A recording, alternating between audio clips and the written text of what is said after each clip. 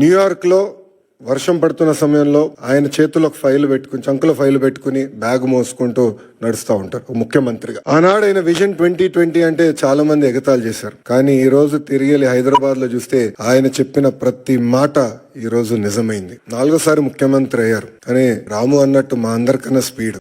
So రాము అడిగాడు, అన్నా నువ్వు ఢిల్లీ ఫ్లైట్ లో వస్తున్నా అంటే, డోస్ నీకు జాలేరా, నేను వద్దా ఫ్లైట్ లో, నేను బాంబే నుంచి వస్తానని చెప్పా.